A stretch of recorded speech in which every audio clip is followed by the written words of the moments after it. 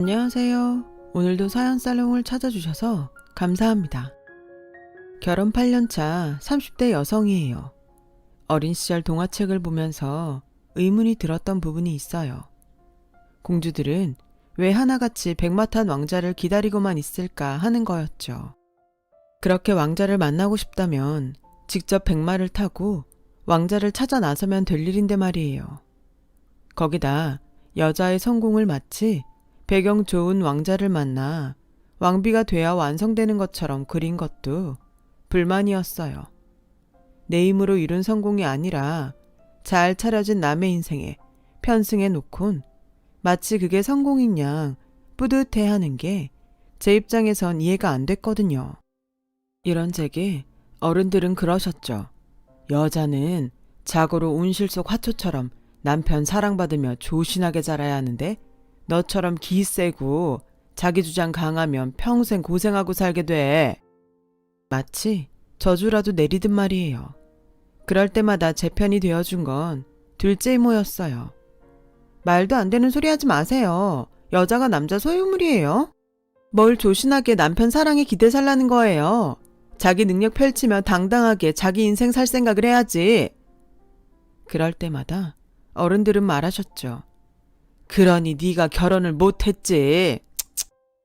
당시 이모는 40이 다 된 나이에도 결혼을 안 하고 혼자 살고 계셨어요. 하지만 어른들의 야유와 달리 제 눈엔 그런 막내 이모가 저희 엄마나 결혼한 다른 이모들보다 행복해 보였어요. 열심히 번 돈으로 휴가 때마다 여행도 다니고 수영, 스키며 라틴 댄스에 스킨스쿠버까지 취미생활로 하는 모습이 훨씬 멋져 보였거든요. 무엇보다 시간을 온전히 자신을 위해 활용하는 모습이 그렇게 부러울 수가 없었어요. 남편과 자식 때문에 정작 자신의 삶을 돌보기 힘들었던 엄마나 주변의 기혼 여성들과 달랐으니까요. 막내 이모는 종종 제게 그러셨어요. 인생은 속도가 아니라 방향이야. 남들과 같은 길로 빨리 간다고 네가 행복해지는 건 아니거든. 어떤 방향으로 가는지에 따라 내 삶의 행복이 결정되는 거야. 그러니까 남들처럼 사는데 급급하지 말고 네가 어떤 방식으로 살 건지 진지하게 생각해보고 살아. 이모의 그 말은 중학생이던 제 인생에 큰 영향을 주었어요. 안 그래도 남들과 다른 길을 가는 걸 실패자나 패배자가 되는 것처럼 치부해서 원치 않음에도 남들과 같은 길로 가길 강요받는 게 불편했거든요. 그러던 차에 내 생각을 지지해주는 아군을 만난 것 같아서 든든했어요. 물론 저희 엄마는 제가 이모처럼 될까봐 걱정하셨지만요. 그날 이후 저는 제 인생을 나답게 사는 게 뭔지 고민하며 살게 됐어요. 남들이 한다고 해서 무작정 따라할 게 아니라 내 성향에 맞는지 그걸 해서 내가 정말 행복할지를 먼저 생각하고 행동하게 되었죠. 그런 상황이 반복되다 보니 어느새 대학생이 될 무렵부터는 어느 정도 제 인생에 대한 방향이 잡혀갔고 약간의 확신도 생겼던 것 같아요. 그리고 그 무렵 한 남자를 알게 됐죠. 지금의 제 남편 말이에요. 같은 과 동기였던 그는 저와는 달리 부드러운 사람이었지만 내심 자신만의 스타일이 확고한 사람이었어요. 다만 성격이 강하지 않아서 겉으로 잘 드러나지 않을 뿐이었죠. 제가 보기에 남편은 온화한 성격 탓에 자신보다 타인의 감정을 먼저 배려해 주느라 주변 사람들한테 상처받는 것 같았어요. 사람들은 되게 배려심 많은 사람한테 막대하는 경향이 있잖아요. 착하고 거절 잘 못하면 호구로 보고 이용하려는 나쁜 습관이요. 반면 저처럼 성격도 강하고 섣불리 건드렸다간 뼈도 못 추릴 것 같은 사람한테는 뒤에서 욕을 할지언정 앞에서는 함부로 못하고요. 그런 면에서 남편은 피해자였어요. 공동 과제를 할 때도 팀원들은 늘상 남편한테 힘들고 시간 많이 잡아먹는 일과 자기들 몫까지 시키곤 했어요. 저라면 참지 않고 균등하게 과제를 배분하자고 따질 텐데 남편은 알고도 묵묵히 받아들이더군요. 그 모습이 딱하기도 하고 한심하기도 해서 하루는 남편한테 따져 물었어요. 공동과제라 조원이 모두 같은 점수를 받는데 왜 네가 다른 사람들 몫까지 떠맡아서 하니? 억울하지도 않아? 애들이 그러자고 해도 싫다고 해야지. 넌 입도 없냐? 왜 싫다고 말을 못해? 자기 일을 떠넘기는 애들도 나쁘지만 매번 이런 상황을 받아들이는 너도 잘못이야. 그러니 애들이 너를 호구로 알고 더 부려먹는 거 아니냐고.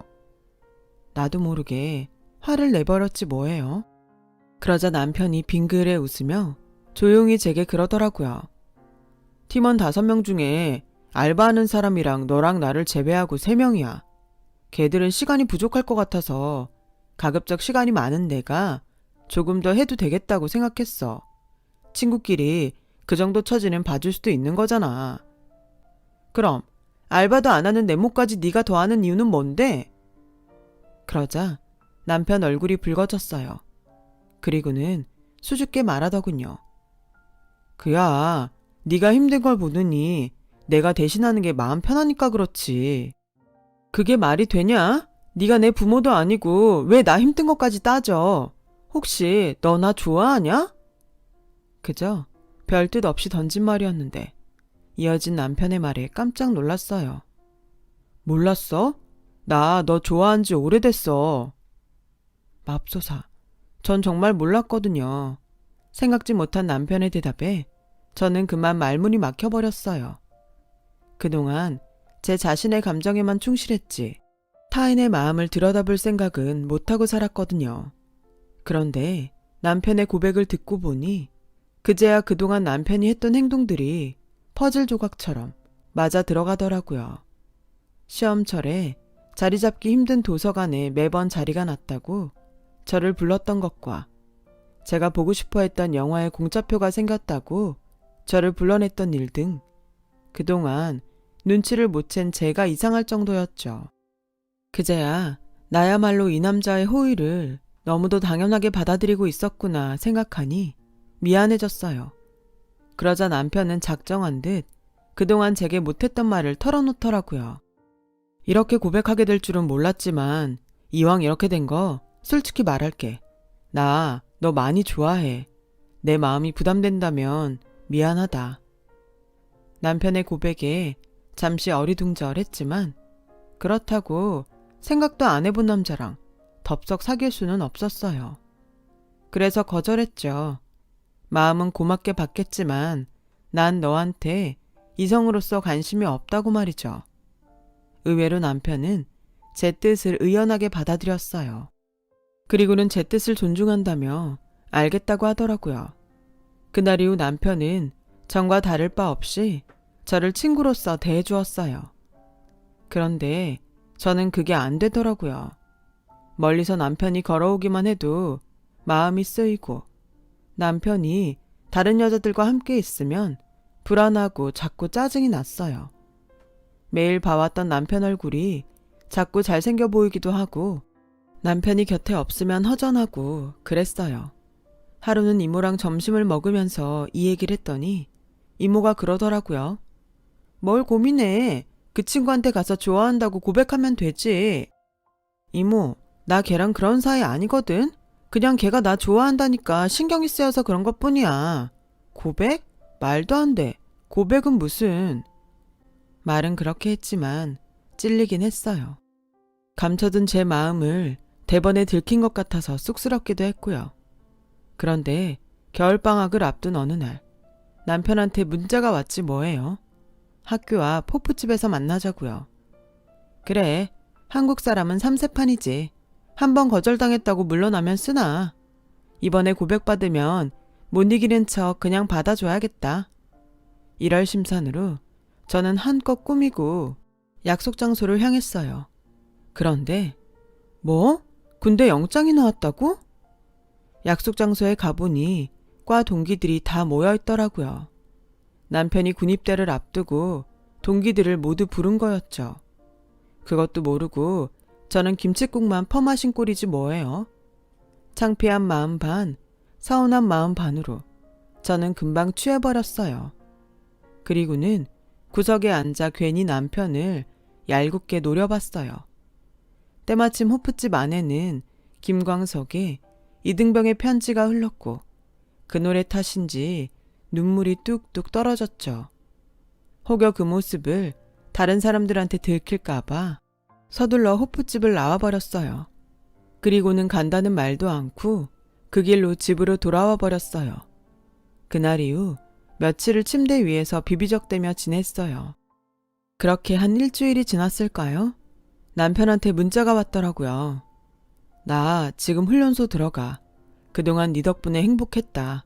아프지 말고 건강하게 잘 지내. 남편의 문자에 참았던 눈물이 쏟아져 내렸어요. 그리곤 이렇게 떠나보내면 안 될 것 같다는 생각이 들었죠. 그래서 연신 눈물을 닦아내며 단문을 보냈는데 하필 이 꼴이 됐지 뭐예요. 나 사실 말 못했지만 너 정말 야해. 이 말 꼭 하고 싶었어. 이런 네가 싫다 정말. 아, 오타 장렬이었어요. 오타를 발견했을 땐 이미 문자가 전송된 후였고 당연히 남편한테는 답장이 오지 않았어요. 결국 저는 남편이 훈련소에 들어가는 마지막 순간까지 남편 가슴에 못을 박은 셈이었죠. 그렇게 우울한 겨울방학이 지나고 2학년이 된 저는 1년간 붙어 다녔던 남편의 빈자리를 새삼 느끼며 자발적 아웃사이더로 살았어요. 제게 말을 거는 친구도 없고 저 역시 누구에게도 말을 걸지 않았어요.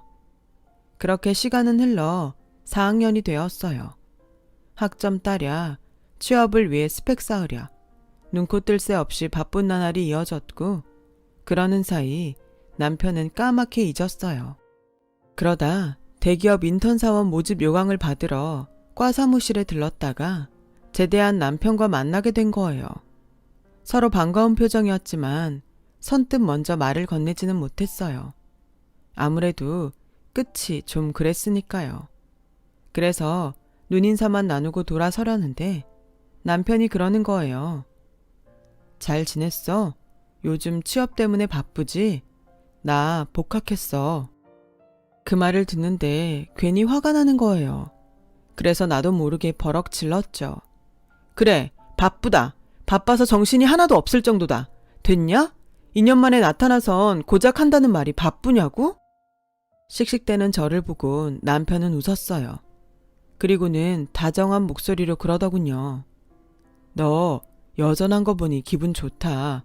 어색하면 어쩌나 걱정했는데 진작 연락 못해서 미안해. 미안하다는 말에 그동안 꽁 했던 마음이 사르르 녹아버렸어요. 그래서 점심이나 먹으러 가자고 했죠. 오랜만에 학생 식당에 마주 앉아 밥을 먹으니 2년 전으로 되돌아간 것처럼 그렇게 편할 수가 없었어요. 그동안 늘 혼자 먹던 학식을 둘이 먹으니 엄청 맛있더라고요. 별것도 아닌 2,500원짜리 백반이 말이에요. 그날 남편의 환송식을 했던 호프집에 들러서 우린 묵은 오해를 풀었어요. 그리고 언제 그랬냐는 듯 다시 절친이 되었고 벚꽃이 캠퍼스에 흩날리던 어느 봄날부터 본격적인 CC가 됐어요. 먼저 졸업을 하고 회사에 취직한 저는 대학생 남편과 연애를 이어갔어요. 신입사원들은 누구나 그렇듯 사수한테 깨지고 말도 안 되는 이유로 욕먹고 피곤에 쩔은 몸으로 회식 자리까지 끌려다니는 저를 위로해 준 건 역시 남편이었어요. 할 말은 하고 사는 성격 탓에 선배들한테 자주 혼났던 저는 남편이 아니었더라면 진작 회사를 때려쳤을지도 몰라요. 그럴 때마다 남편은 취업 준비로 바쁜 와중에도 제 입장을 헤아려가며 저를 위로해 주었죠. 마치 밖에서 싸우고 돌아온 아이를 달래는 엄마처럼요. 그렇게 남편한테 기대며 하루하루를 버티다 보니 조금씩 직장 생활에 적응이 되어 갔어요. 그때 결심했던 것 같아요. 이 남자랑 결혼을 해야겠다고요. 그래서 남편이 대학을 졸업하고 취업에 성공하기만을 기다렸어요. 그리고 드디어 남편이 취직에 성공해 첫 월급을 탄 그날 청혼을 했죠. 난 백마 탄 왕자를 기다리는 대신 내가 직접 백마를 타고 내 남자를 찾으러 나서야겠다 생각했어. 그렇게 찾아낸 남자가 바로 너야. 내가 널 왕자로 만들어줄게. 어때? 나랑 결혼할래? 제 청혼의 남편은 멍한 표정으로 저를 바라봤어요. 그리곤 피식 웃으며 말을 이어갔죠. 이런 기분이구나. 여자들이 남자한테 청혼받을 때 느끼는 기분이. 그래, 결혼하자. 그런데 나를 왕자로 만들어준다는 약속 정말 지킬 거야? 당연하지. 손에 물 안 묻히게 해준다는 약속은 못하지만 왕자로 만들어주겠다는 약속은 꼭 지킬 거야. 대신 언제까지라곤 약속 못해? 남편은 기약도 없는 약속을 받고도 아이처럼 좋아했어요. 그렇게 우린 CC로 만나 부부가 됐고 몇 년간은 별 탈 없이 잘 지냈어요. 물론 소소한 부부싸움이나 사소한 시댁과의 마찰은 있었지만 그건 어느 가정에나 있는 그런 정도였어요. 거기다 결혼 2년 만에 임신을 해서 기쁘게 출산을 기다리고 있었는데 뜻하지 않은 사건이 일어났어요. 남편이 회사를 그만두게 된 거예요. 사실 남편의 회사 생활은 그리 평탄하지 않았어요. 하필 군 시절부터 남편을 괴롭혀왔던 선임을 회사에서 직속 사수로 만나게 되었거든요. 그놈은 여전히 재벌릇 개 못 주고 남편을 괴롭혔고 그로 인해 남편은 입사 초부터 회사 생활을 힘들어했어요. 힘들게 들어간 회사라 어떻게든 버텨보려고 안간힘을 썼지만 사람 피를 말리며 괴롭히는 통에 결국 참다 못한 남편은 이 일로 팀장과 면담을 했는데 그 사실이 선임 귀에 들어가고 만 거예요. 전보다 더 교묘하게 뒤에서 괴롭히는 통에 남편은 몇 달 사이에 몸무게가 10kg도 넘게 빠졌지 뭐예요. 보다 못한 저는 남편한테 이직을 권했지만 태어날 아이를 생각해서라도 모험을 할 수는 없다며 이를 악물고 회사로 향하곤 했어요. 하지만 그게 오히려 독이 된 거예요. 결국 자신의 의지만으로는 감당할 수 없는 지경까지 이르게 된 거죠. 남편을 통해 모든 사실을 알게 된 저는 도저히 참을 수가 없었어요. 그까지 퇴사, 그만두면 그만이지만 내 남편을 이 지경으로 만든 인간은 절대로 가만둘 수 없겠더라고요. 그래서 단판을 지으려고 전화했더니 이놈이 실실 쪼개면서 사람 속을 긁지 뭐예요. 제 남편이 멍청해서 일을 좀 가르쳐준 것 뿐인데 여편네가 집에서 살림이나 할 것이지 남편 직장 상사한테 바락바락 대든다고 말이에요. 그래서 거두절미하고 제 남편한테 사과하라고 했더니 끊어버리더라고요. 어찌나 열이 뻗치던지 참을 수 없어서 반차를 내고 남편 회사로 달려갔어요. 로비에 선임 이름과 직급을 대고 방문 신청을 했더니 글쎄 그놈이 로비에서 기다리라는 거예요. 해서 기다렸는데 퇴근 시간이 지나도록 나오질 않는 거 있죠. 로비에서는 못 들여보내준다지 놈은 코빼기도 안 보이지 하는 수 없이 저는 무거운 몸을 이끌고 집으로 왔어요. 방 안에 틀어박혀 다 죽어가는 남편을 보니 피가 끓어서 못 참겠더라고요. 그래서 그날 밤 남편 사증을 이용해 사내 익명 게시판에 선임에 대한 글과 저와 통화했던 녹취록을 올렸어요. 누가 들어도 선임이 누구인지 알 수 있을 정도로 명확하게 적어서요. 그랬더니 다음날 아침 바로 제게 전화를 했더군요. 업무가 바빠서 약속을 깜빡했다며 게시판 글 좀 내려달라고요. 그래서 게시판에 공개 사과문 올리고 내 남편한테 직접 사과하라고 했어요. 처음엔 사과는 할 테니 공개 사과문은 못 올리겠다고 뻗대다가 제가 소송을 걸겠다고 하니 바로 꼬리를 내리곤 사과문을 올렸더라고요. 그리고 그날 밤 저희 집으로 찾아와선 남편한테 무릎 꿇고 사과했어요. 하지만 그런다고 이미 상처 입은 남편의 마음은 나아지지 않았어요. 휴가가 끝나면 다시 회사에서 그 인간을 봐야 한다는 생각만으로도 발작을 일으킬 정도였죠. 돈도 돈이지만 이러다가 내 남편이 먼저 죽을지 모른다는 생각에 겁이 나더라고요. 그래서 고심 끝에 결단을 내렸어요. 자기야, 난 남들과 똑같이 살 필요는 없다고 생각해. 남자가 돈 벌어서 가족을 부양해야 한다고 누가 그래? 상황에 따라선 남자가 육아랑 살림을 맡고 여자가 돈을 벌어도 되잖아. 그래서 말인데 당신이 육아랑 살림을 좀 맡아주면 안 될까? 출산휴가 끝나면 나도 다시 복직해야 하는데 우리 엄마가 무릎협착증 때문에 애를 못 봐주신다고 그러네. 어머님은 아가씨네 애 봐주시고 있고. 그렇다고 시설에 맡기기에는 아직 너무 어려서 걱정도 되고 말이야. 자기야, 한번 생각 좀 해주라.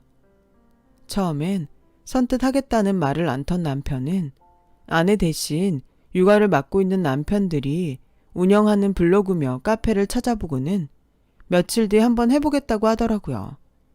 그래서 일단 남편한테 회사에 사직서를 내라고 말했어요. 그리고 한 달 뒤 저는 출산을 했고 남편은 육아와 살림을 도맡아 하게 되었어요. 처음엔 모든 게 서툴던 남편은 꼼꼼한 성격을 10분 발휘해 저보다도 완벽하게 육아와 살림을 해나갔어요. 그리고 3개월 뒤 저는 다시 회사에 복직을 하게 되었죠. 그런데 큰 산을 넘고 드디어 평온을 찾았다 생각할 무렵 생각지도 못했던 일이 터지고 만 거예요. 연락도 없이 우리 집을 찾았던 신우가 남편이 애를 업고 청소기를 돌리는 모습을 보고는 시어머니한테 달려가 고자질을 했던 모양이에요. 거기까지는 참을 수 있어요. 그런데 눈으로 본 상황만 전달한 게 아니라 있지도 않는 말까지 덧붙이는 바람에 시댁에 난리가 났지 뭐예요.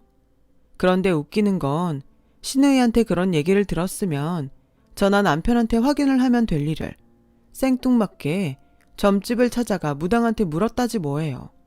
이게 말이나 되는 일인가요? 아무튼 무당 말이 저희 집에 우환이 끼었다고 비방용 부적을 써주더래요. 이런 상황을 몰랐던 우리 부부는 주말에 이불 빨래를 하려고 커버를 벗기다가 제 베개에서 떨어진 부적을 보곤 이게 도대체 어떻게 된 일인가 한 거죠. 며칠 전에 어머님이 낮에 집에 들렀다 가신 일이 생각난 남편이 시댁에 전화를 걸었고 그제야 사건의 전말을 전해 듣게 된 거예요. 그때까지만 해도 우리 부부는 그 일을 그냥 웃고 넘겼는데 다음 날 어머님과 시누이가 집으로 왔더라고요. 어머님이 다짜고짜 부적은 어딨냐고 물으시길래 물에 젖어서 버렸다고 했더니 대뜸 제 뺨을 치시지 뭐예요. 순식간에 일어난 일이라 저도 남편도 눈이 동그래지고 말았어요. 엄마, 지금 뭐 하는 거예요? 남편이 화를 내자 시누이가 끼어들어 저 들으란 듯 소리쳤어요. 오빠 모르면 좀 가만히 있어. 엄마가 누구 때문에 이러는데. 그러자 어머님이 저를 노려보며 기어이 네가 사단을 내는구나.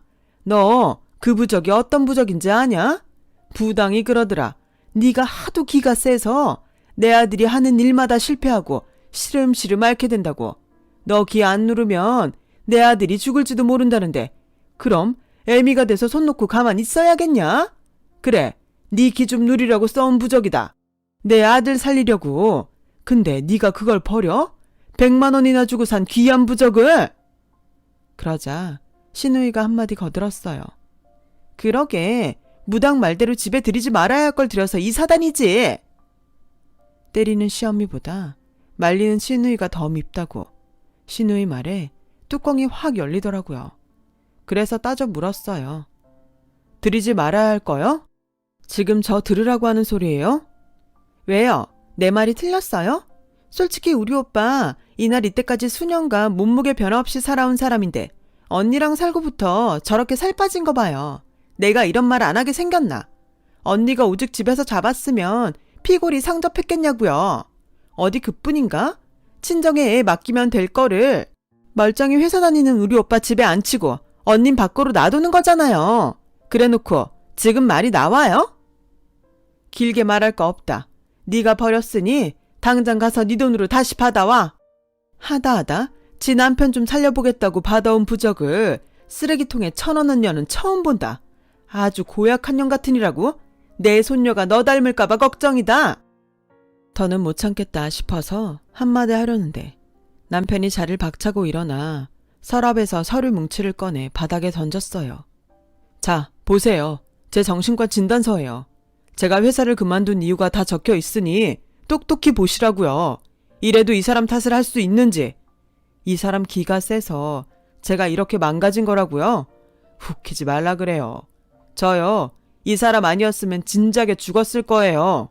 다 죽어가는 사람 살려서 멀쩡하게 만든 사람이 바로 이 사람이라고요. 만삭의 몸으로 남편 괴롭힌 직장 상사한테 찾아가서 사과문 쓰게 한 것도 이 사람이고, 그 놈을 내 앞에 무릎 꿇린 사람도 이 사람이고, 회사에서 숨조차 쉴 수 없었던 제게 자기가 벌어서 먹여 살리겠다고 사표 내라고 말해준 사람도 바로 이 사람이라고요. 엄마는 어땠어요? 내가 군대에서 선임한테 괴롭힘 당하고 힘들어할 때 제 정신이 나약해서 그런 거라고 오히려 제 탓으로 돌리셨죠? 정신력만 강하면 뭔들 못 이기겠냐고 다 제 잘못이라고만 했잖아요. 제대하고 반년 동안 내가 집에서 숨어 지낸 거 알면서도 모른 척 했으면서. 하지만 이 사람은 달랐어요. 내 탓이 아니라 날 괴롭힌 선임이 잘못한 거라고. 그러니까 숨지 말고 맞서 싸우자고 내 손을 잡아준 유일한 사람이라고요. 그런 사람한테 엄마가 무슨 자격으로 손찌검을 해요? 엄마가 왜요? 민정이 너도 마찬가지야. 네가 뭔데 내 아내한테 함부로 짓거려? 경고하는데 앞으로 내 아내한테 함부로 굴지 마. 만약 또다시 그러면 내가 절대 용서 안 해. 그게 누구든 간에. 그러니까 두 사람 내 아내한테 사과하세요 당장. 서슬퍼런 남편의 기세에 어머님과 시누이는 꼬리를 팍 내린 채 제게 사과를 했어요. 그리고 그날 이후 시댁 식구 그 누구도 제게 함부로 하는 사람이 없었어요. 그날 태어나서 처음 소리치며 화를 낸 남편은 그날 이후 표정이 확 달라져선 전과 달리 기분이 좋아 보였어요. 늘 참고 속으로만 삭히고 살았는데 그렇게 소리를 지르고 보니 속이 뻥 뚫리는 것 같은 게 다시 태어난 기분이라나요? 남편의 상담 선생님도 남편의 변화를 보고는 무척 반기시며 자주는 아니래도 화가 나면 밖으로 표현을 하는 게 정신건강에 도움이 된다고 하더래요. 그런데 늦바람이 무섭다고 평생 처음 화를 내보고 신이 난 남편은 전과 달리 감정에 솔직해졌어요. 저보다도 더요. 그 바람에 오히려 제가 속에 사리가 생길 판이라니까요. 아, 그리고 남편을 괴롭혔던 선임 말이에요. 제 남편한테 했던 일이 회사에 쫙 퍼지는 바람에 승진도 막히고 회사에서 따돌림까지 당하게 돼서 결국 회사를 나갔다더라고요. 그러게 인생 똑바로 살았어야죠. 다 자업자득이에요. 그리고 제 남편은 꼼꼼한 성격대로 블로그에 딸아이 육아일지와 딸에게 보내는 편지를 올렸다가 출판사 관계자 눈에 띄어서 출판 제의를 받게 되었어요. 덕분에 남편은 작가로서 제2의 인생을 꿈꾸게 되었죠. 결혼 후 지난 4년간 커다란 고비를 2개나 넘은 우리 부부는 전보다 조금 더 단단해진 것 같아요. 시련이 사람을 단단하게 만드나 봐요. 앞으로 살면서 얼마나 큰 시련을, 얼마나 더 겪어야 할지는 모르겠지만 지금 같아서는 충분히 이겨낼 수 있을 것 같아요. 아무리 거센 시련이 닥쳐도 내 남편은 내가 지켜줄 자신이 있거든요. 내가 직접 백마 타고 나서서 고른 나만의 왕자님이니까요. 정작 하는 일은 신데렐라급이지만요. 그래도 약속대로 언젠가는 제대로 된 왕자가 될 날도 오겠죠 뭐. 남편은 기대도 안 하지만 말이에요. 지금까지 제 사연을 들어주셔서 감사드립니다. 모든 분들 활기찬 하루 되시고 항상 건강 조심하세요. 여러분, 사연 댓글에 응원과 현명한 조언 부탁드려요. 좋아요와 구독은 저에게 큰 힘이 됩니다. 오늘도 좋은 일 가득하세요.